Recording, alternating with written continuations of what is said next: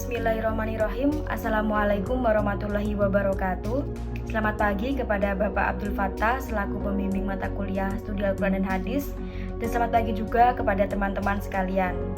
Kami dari kelompok pertama yang beranggotakan saya sendiri, Sininta Arsyafadila, dan satu rekan saya, Nur Hidayatus Sholihah, akan mempresentasikan hasil tugas kami untuk mata kuliah Studi Al-Quran dan Hadis dengan judul Pengertian, Bukti, dan Sejarah Al-Quran. Baik, langsung saja untuk materi yang pertama dan kedua akan saya sampaikan sendiri, dan kemudian materi selanjutnya akan disampaikan oleh rekan saya, Nur Hidayatus Sholihah. Materi yang pertama adalah pengertian Al-Quran. Al-Quran secara etimologi atau bahasa diambil dari kata kiro'ah, dari kata koro'ah, kiro'atan wa Qur'anan, yang artinya bacaan.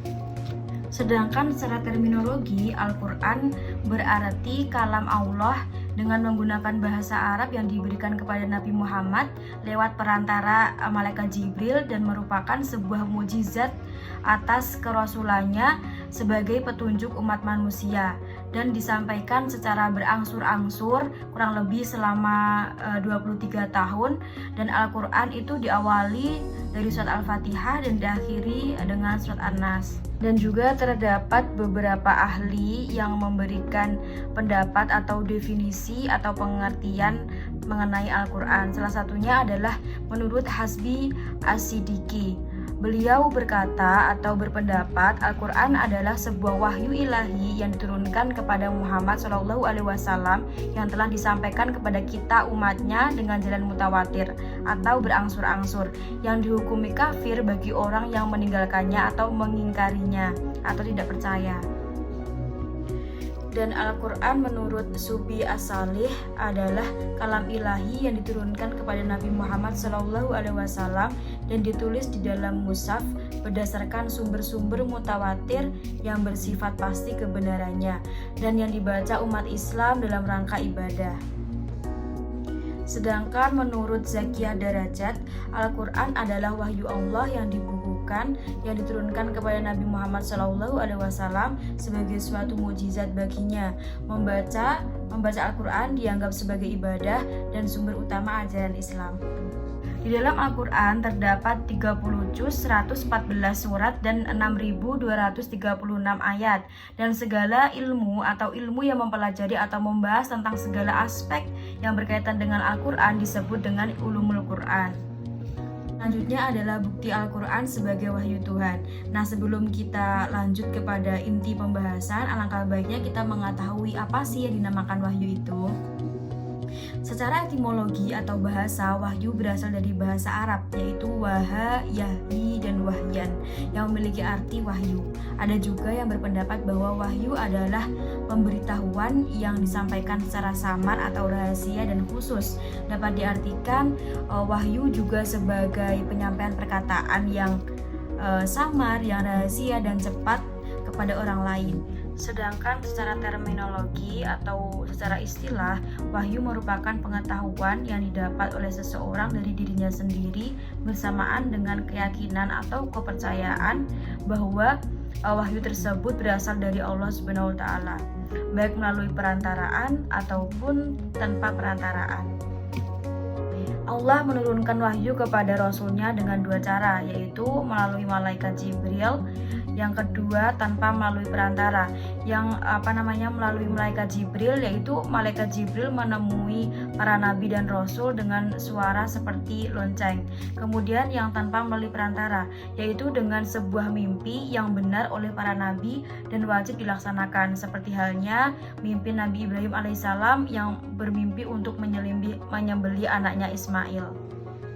Kemudian bukti Al-Quran sebagai wahyu Allah bisa dibagi menjadi dua, yaitu intrinsik dan ekstrinsik. Unsur intrinsik merupakan unsur yang ada di dalam Al-Quran itu sendiri. Unsur intrinsik Al-Quran sebagai bukti wahyu Tuhan yang pertama adalah gaya bahasa atau uslub. Al-Quran mempunyai gaya bahasa yang sangat khas sekali, tidak bisa ditiru oleh sastrawan Arab sekalipun, karena susunannya begitu indah dan tentunya berlainan dengan setiap susunan di dalam bahasa Arab. Dan para sastrawan tersebut memandang Al-Quran memakai bahasa dan lafaz tersendiri yang berbeda dengan puisi, prosa, syair yang tidak pernah mampu untuk mereka menandinginya, sehingga mereka putus asa lalu merenungkannya sampai dibuat kagum, kemudian bisa menerimanya dan akhirnya sebagian dari mereka masuk Islam. Al-Quran sendiri dalam uslubnya yang menakjubkan memiliki keistimewaan, yaitu kelembutan Al-Quran secara lafziyah yang terdapat dalam susunan suara dan keindahan bahasanya. Al-Quran sendiri dalam tatanan bahasanya atau gaya bahasanya sangat menakjubkan, memiliki keistimewaan, yaitu kelembutan Al-Quran secara lafziyah yang terdapat dalam susunan suara dan keindahan bahasanya, keserasian Al-Quran untuk kaum awam dan cendekiawan, yang berarti mereka semua bisa merasakan keagungan dan keindahan Al-Quran, dan keindahan dalam kalimat serta beraneka ragam bentuknya, seperti satu makna bisa diungkapkan dengan satu lafaz. Yang kedua adalah isi kandungan. Apabila dilihat dari isi kandungannya, Al-Quran bisa dibagi menjadi dua. Yang pertama adalah Al-Quran menggunakan berita-berita yang bersifat gaib. Dan gaib dimaksudkan di sini adalah berita yang menyangkut masa lalu dan masa yang akan datang. Jadi kayak apa yang akan terjadi baik di dunia maupun akhirat. Yang kedua adalah Al-Quran berisi isyarat-isyarat rumit terhadap ilmu pengetahuan sebelum ilmu pengetahuan itu sendiri menemukannya.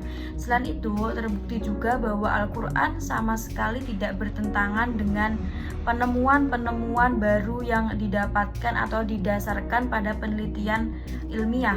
Salah satu isyarat ilmu pengetahuan tersebut adalah, dan yang terakhir adalah terdapat ayat-ayat yang isinya mengancam Nabi Muhammad SAW. Jika Al-Quran adalah karangan beliau, mengapa ada sebuah ancaman yang sangat keras yang ditunjukkan kepada dirinya sendiri? Hal ini tentu tidak logis jika ditulis oleh penulisnya sendiri. Dan yang kedua adalah unsur ekstrinsik. Ekstrinsik sendiri berarti unsur-unsur yang tidak ada atau tidak terdapat di dalam Al-Quran itu sendiri. Nah, yang pertama adalah kitab Al-Quran diturunkan kepada Nabi Muhammad, dan Nabi Muhammad itu adalah seorang ummi, seorang yang tidak bisa membaca dan menulis.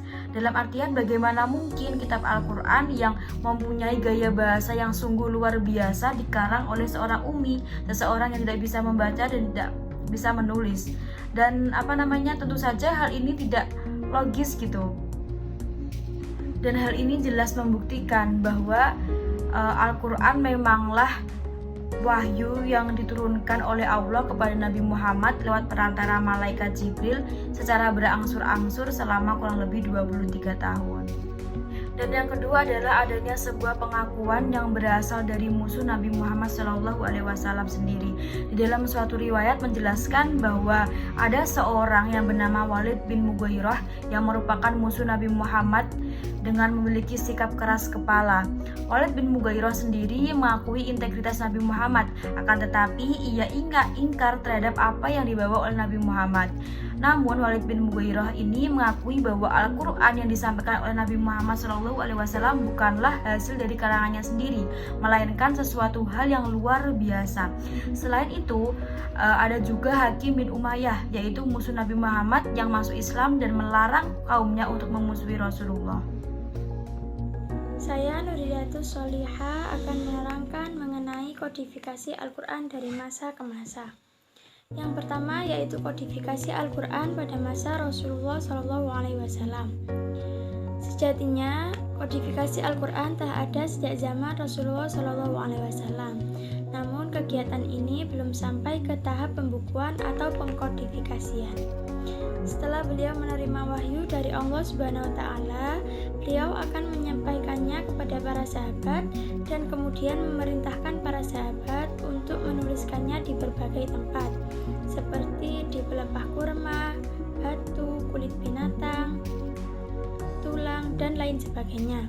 Di antara sahabat yang diperintahkan oleh Rasulullah untuk menuliskan Al-Quran yaitu Ali, Muawiyah, Ubay bin Ka'ab, dan Zaid bin Harithah.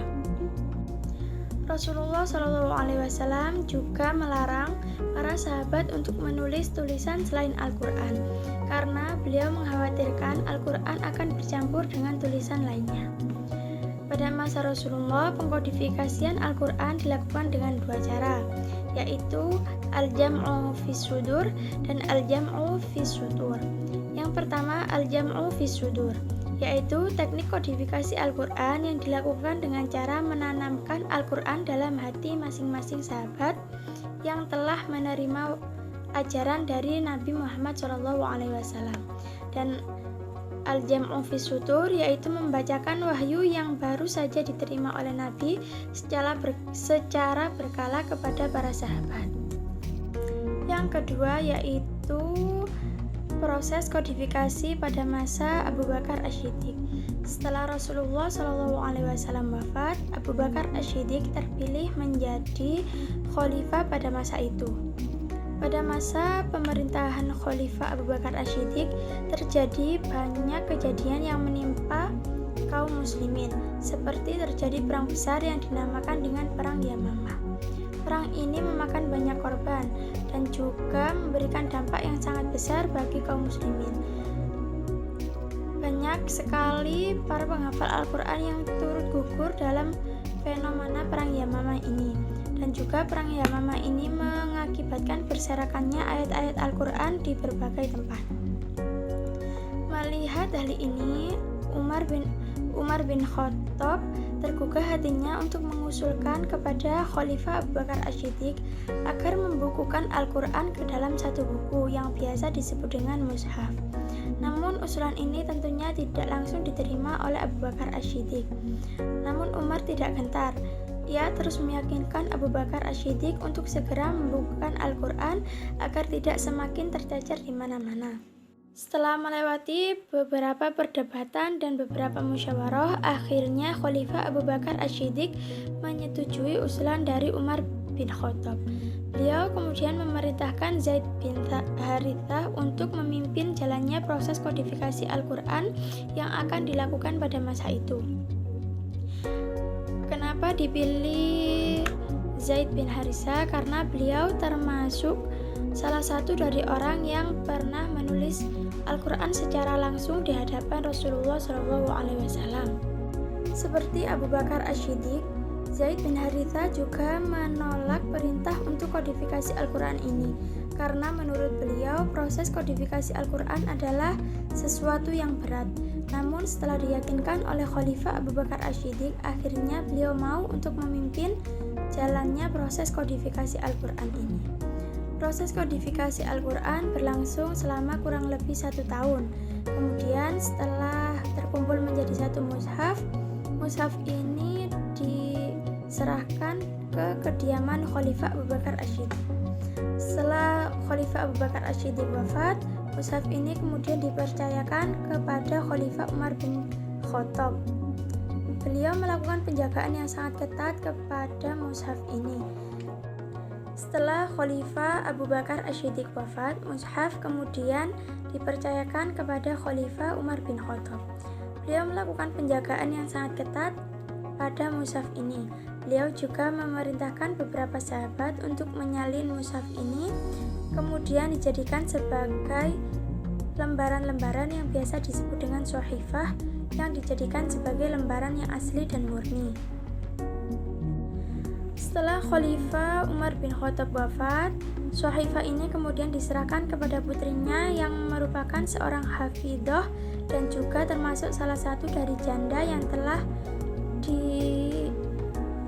menikah dengan Rasulullah SAW yang bernama Hafsah binti Umar bin Khattab. Yang ketiga yaitu proses kodifikasi Al-Quran pada masa Khalifah Utsman bin Affan. Seiring dengan berkembangnya agama Islam yang semakin luas, hal ini juga berpengaruh pada beraneka ragamnya cara membaca Al-Quran. Melihat banyaknya variasi bacaan Al-Quran yang tersebar di kalangan umat Islam, ada seorang sahabat yang bernama Hudzaifah. Beliau mengusulkan kepada Khalifah Utsman bin Affan untuk menyeragamkan bacaan Al-Quran menjadi satu bacaan yang sama dalam satu mushaf. Mushaf ini kemudian dikenal dengan nama Mushaf Utsmani. Untuk menindaklanjuti usulan dari sahabat Hudzaifah, Utsman bin Affan memerintahkan Zaid bin Harisah dan beberapa sahabat untuk membentuk kepanitiaan yang ditugaskan untuk menyalin dan menggandakan Al-Quran yang masih orisinil yang berada di kediaman Hafsah, putri Umar bin Khattab. Setelah selesainya kegiatan menggandakan dan menyalin Al-Quran yang diambil dari rumah Hafsah binti Umar bin Khattab, kemudian mushaf yang telah digandakan tersebut disebarluaskan di seluruh umat Islam. Kemudian diserukan kepada seluruh umat Islam untuk menggunakan mushaf Utsmani ini. Apabila masih ada mushaf yang berbeda dengan mushaf Utsmani ini, maka akan dilakukan tindakan yaitu pembakaran. Setelah digandakan dan disalin, mushaf yang masih orisinil kemudian dikembalikan ke kediaman Hafsah binti Umar bin Khattab. Namun, ada seorang sahabat yaitu Marwan bin Hakam yang sangat menginginkan untuk meminta mushaf yang asli tersebut. Tentunya Hafsah menolak tegas permintaan dari Marwan bin Hakam ini. Akan tetapi setelah wafatnya Hafsah, mushaf tersebut akhirnya jatuh ke tangan Marwan bin Hakam. Setelah jatuh ke tangan Marwan bin Hakam, mushaf ini kemudian dibakar dengan alasan agar menghindari ketidakserasian mushaf dan menghindari kesenjangan kerukunan umat Islam jika terjadi perbedaan mushaf kembali. Sekian dari kami, apabila ada salah kata mohon dimaafkan, kurang lebihnya mohon maaf. Wassalamualaikum warahmatullahi wabarakatuh.